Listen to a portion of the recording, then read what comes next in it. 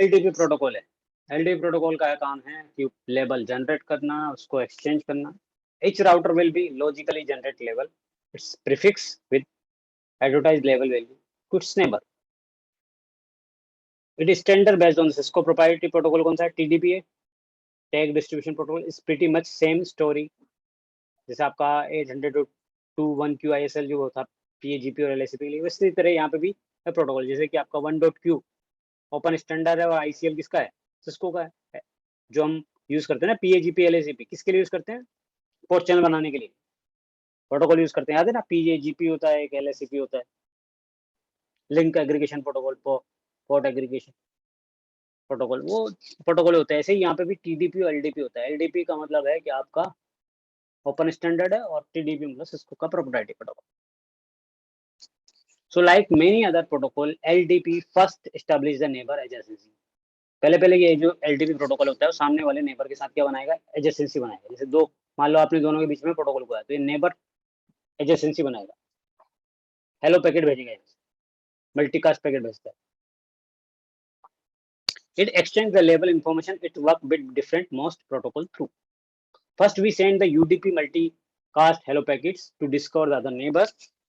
Once the router decide to become a neighbor, they build a neighbor adjacency using TCP connection। This connection is then used for exchange of label information। Normally a loopback interface is used for the neighbor adjacency। तो loopback generally use करते हैं इसके लिए, specially discover करने के लिए, adjacency के लिए। तो two router above will be send the multicast hello packets of their passing interface within the hello packets they will be advertise their transport IP protocol, transport IP address। This IP address is then used to establish the TCP connection between two routers।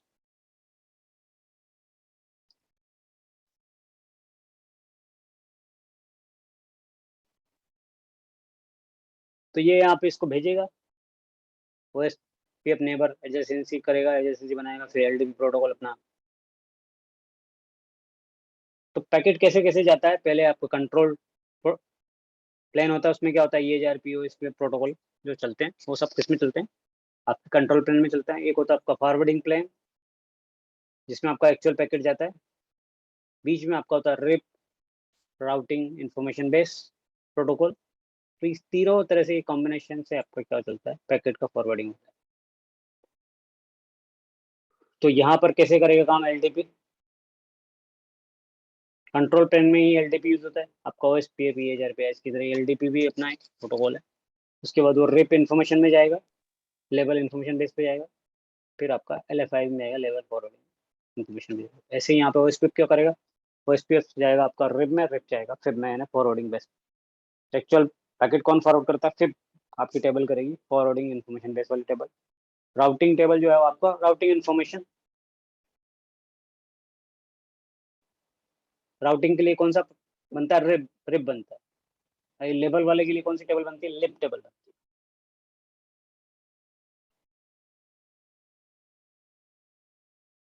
तो आपका अलग अलग information exchange होती है।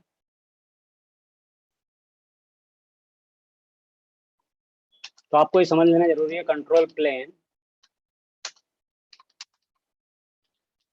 और data plane में क्या difference. जगह जगह क्वेश्चन पूछेंगे आप।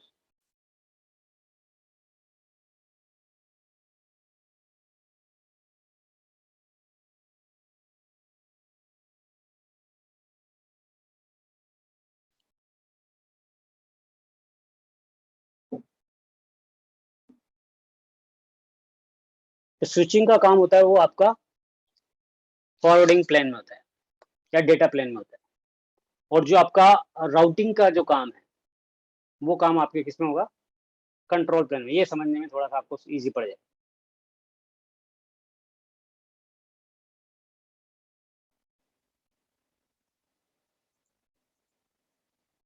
तो एक्चुअल पैकेट फॉरवर्डिंग आपके किस में होती है,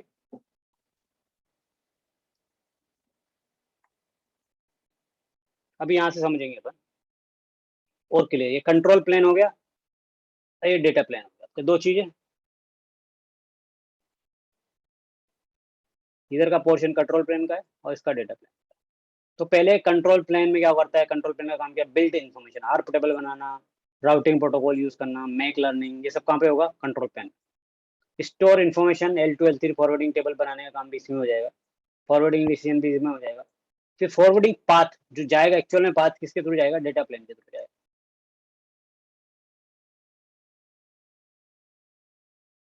मतलब दोनों के बीच में एक कॉम्बिनेशन है, एक कंट्रोल प्लेन हो गया, एक डेटा प्लेन हो गया। तो एक्चुअल में जो आपका स्विचिंग का काम होता है वो आपका डेटा प्लेन में होता है। स्विचिंग का जो काम है वो data plane, routing table build करना, पॉलिसी बनाना, डिसीजन लेना, ये सब काम किसमें हो जाएगा, कंट्रोल प्लेन।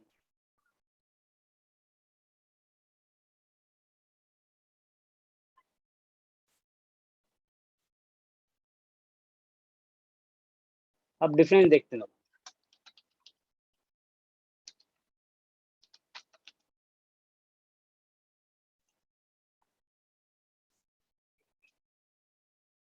तो कंट्रोल प्लेन क्या है, कंट्रोल प्लेन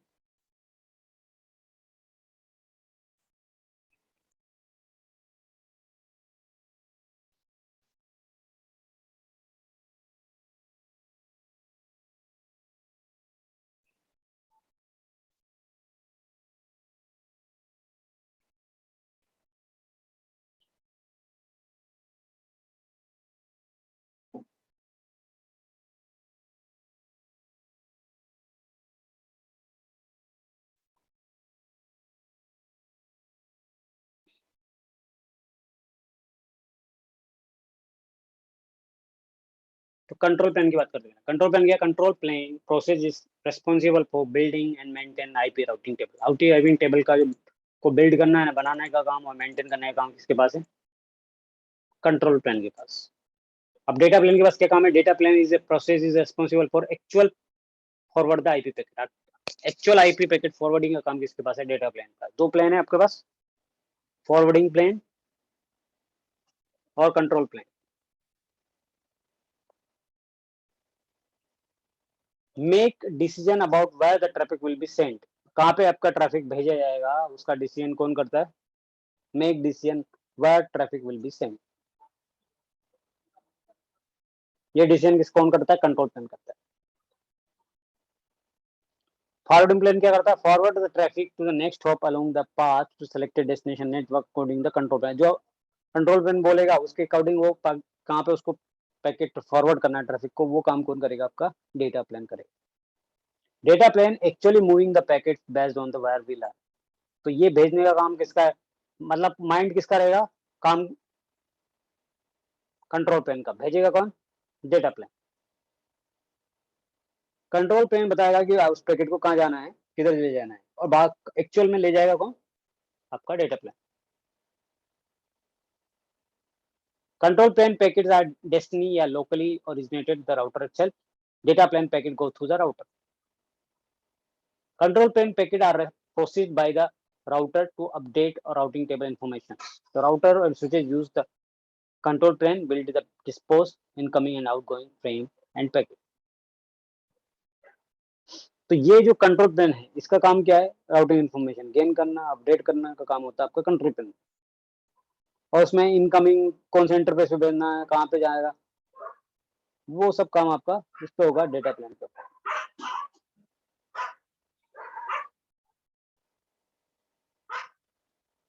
तो यार राउटिंग यानी राउटिंग इन्फॉर्मेशन कहाँ पे एक्सचेंज होगी, डेटा प्लेन ए कंट्रोल प्लेन में। स्विचिंग टेक्नोलॉजी कहाँ पे यूज होगी, आपका डेटा प्लेन पे। अब कौन कौन से प्रोटोकॉल आपके कंट्रोल प्लेन में आएंगे, तो एसटीपी कंट्रोल प्लेन में आता है, आर्प कंट्रोल प्लेन में आता है, डीएससीपी कंट्रोल प्लेन में, रिप ओएसपी एपीआई सर ये किसमें आएंगे, कंट्रोल प्लेन। लेकिन जो टीटीएल है, री कंप्यूटिंग आईपी हेडर वेडर है, चेक सम है, ये सब वैल्यू चेक करने का काम कहाँ पे होगा, डेटा प्लेन में, इंक्लूडिंग डिक्रीमेंट डिटेल वैल्यू और recomputing IP packet header check सम।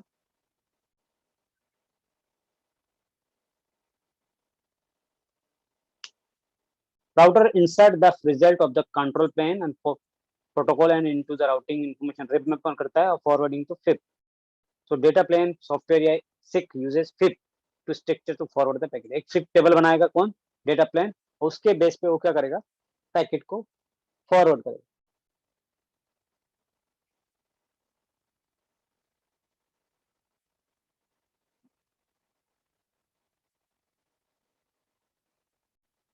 तो कंट्रोल प्लेन कौन कौन सी टेबल बनाता है, राउटिंग इन्फॉर्मेशन बेस्ड टेबल बनाता है, एक एलडीबी टेबल बनाता है, जबकि फॉरवर्डिंग प्लेन बनाता है, जो आपको फॉरवर्डिंग प्लेन बोलो या डेटा प्लेन बोलो, उसका काम कौन कौन सी टेबल बनाता है, वो एक फिब बनाएगा और एक एलएफ आईपी टेबल बनाएगा, लेबल फॉरवर्डिंग टेबल और एक आईपी फॉरवर्डिंग टेबल।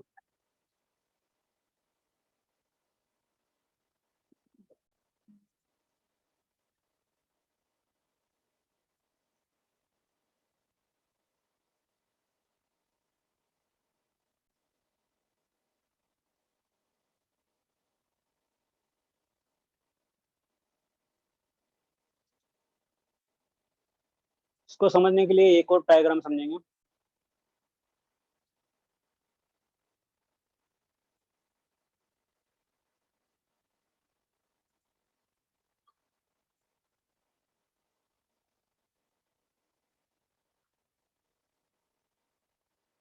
ये जो कंट्रोल प्लान है आपका, इसमें आपका ओएसपी है, पीएचआरपी, स्टैटिक रूट्स, फिर नेबर टेबल बनेगा, एलएसडीबी बनेगा, neighbour table, topology table, or, routing table. अब ये राउटिंग टेबल चली जाएगी आपके, एक फॉरवर्डिंग टेबल बनाएगा, डेटा प्लेन टेबल क्या करेगा, एक फॉरवर्डिंग टेबल बनाएगा, कौन सा इंटरफेस इनकमिंग है और कौन से इंटरफेस से उसको बाहर निकाले, कहाँ से वो आया, आने के बाद वो उसमें क्या राउटिंग वाउटिंग सब चेक हो जाएगी, उसके बाद फिर वापस आएगा और फिर वो कौन से इंटरफेस पे जाना है, उसका काम किससे होगा, डेटा प्लेन के थ्रू।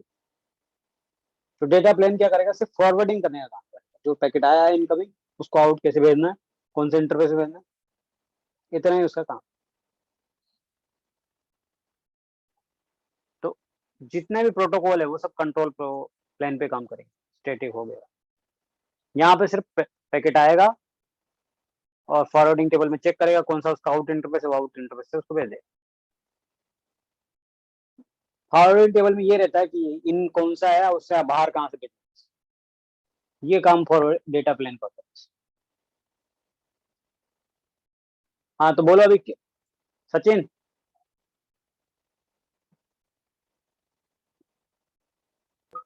Yes sir. हाँ कुछ पूछना आपको।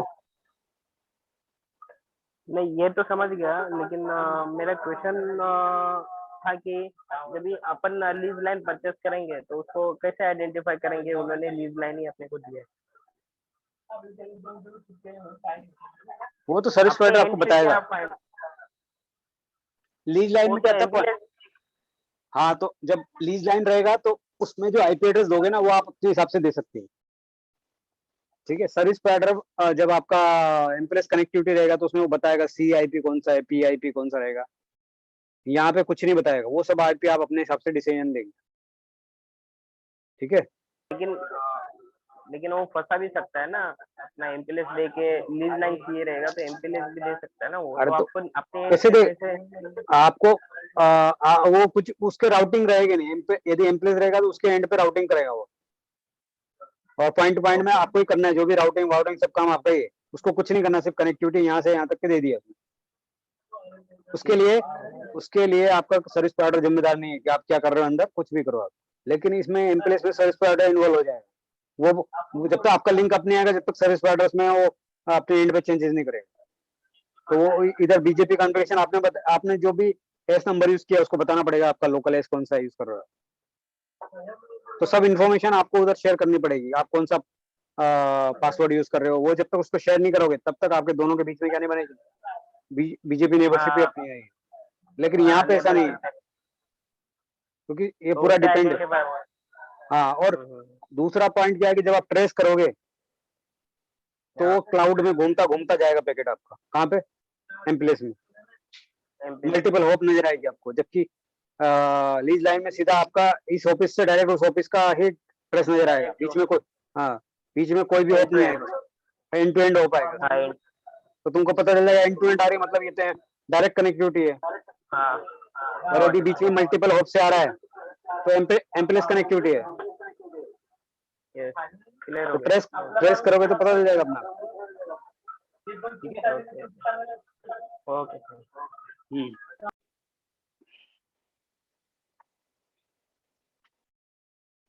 है, आज की क्लास अपन यहीं पे कंप्लीट करते हैं, फिर नेक्स्ट में अपन इसका प्रैक्टिकल करेंगे। थोड़ा ओके चलेगा। हाँ तो हम लोग प्रैक्टिस करते हो, अभी राउटिंग लगेगा ना ओएसपीएफ और हाँ, इसके लिए प्रैक्टिकल में क्या करना है, देखो ऐसे ऐसे एक लैब बना हो जाए।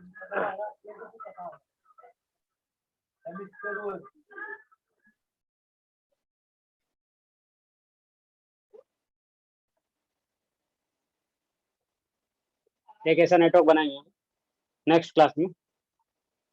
ये अपना सी राउटर रहेगा, ये पी रहेगा, पी राउटर रहेगा, ये रहेगा।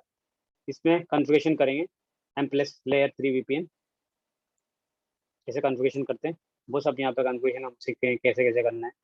वीआरएफ बनाना, वीआरएफ क्या होता है, कैसे कैसे होता है, वीआरएफ के अंदर आरडी वैल्यू क्या होती है, वो सब वैल्यू हम समझेंगे यहाँ।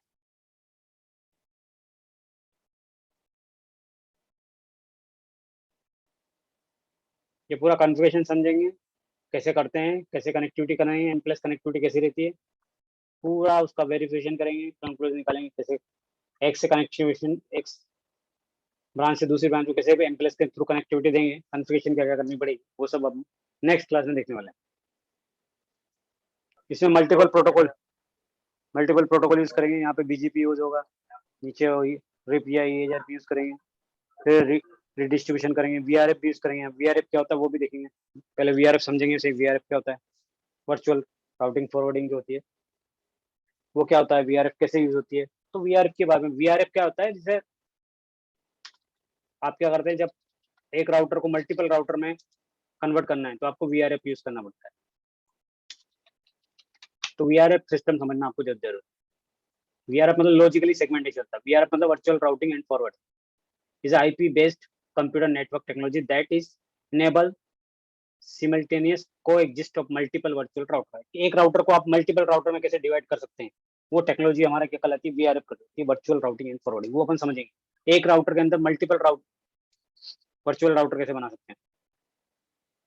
वो टेक्नोलॉजी एक ग्लोबल टेबल रहेगी उसमें, राउटिंग टेबल, और उसमें मल्टीपल वीआरएफ रहेगा, जैसे वीआरएफ 1 वीआरएफ 2, कितने जितने कस्टमर रहेंगे, कस्टमर के हिसाब से उसकी अलग से एक टेबल बनेगी, राउटिंग टेबल बनेगी। तो एक अलग ही राउटर हर कस्टमर के लिए, वो ऐसे अलग राउटर की तरह काम करेगा।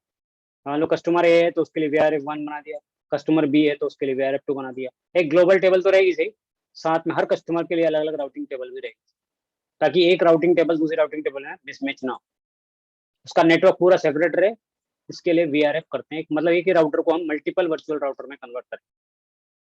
तो यहाँ पर हम वीआरएफ टेक्नोलॉजी भी सीखेंगे, बहुत मल्टीपल। जब एमपीएलएस सीखेंगे तो हम एक टेक्नोलॉजी नहीं सीखेंगे, मल्टीपल टेक्नोलॉजी सीखेंगे, तब जाके हमें एमपीएलएस समझ में आए। एमपीएलएस कोई छोटा मोटा टेक्नोलॉजी नहीं है, उसको समझने के लिए हमें मल्टीपल टेक्नोलॉजी आनी चाहिए, BGP, IGP, EGP, redistribution, OSPF, बीएचआरपी, मल्टीपल चीजें आपको आएगी, तब जाके आपको समझ में आएगा कि एमपीएलएस टेक्नोलॉजी पूरी तरह से समझ में आए। इसलिए पहले हम मल्टीपल टेक्नोलॉजी के पहले एमपीएलएस करने से पहले बहुत सारी टेक्नोलॉजी सीखने वाले हैं, वो जब हमें आएगी तो ही हमें एमपीएलएस समझ में आए। एमपीएलएस समझ में आया मतलब आपको काफी हद तक राउटिंग स्विचिंग भी समझ में आने लगी। तो नेक्स्ट क्लास में करने वाले हैं वो सब। ठीक है, फिर अभी हम क्लास कंप्लीट करते हैं। ओके चलेगा, thank you sir, thank you so much.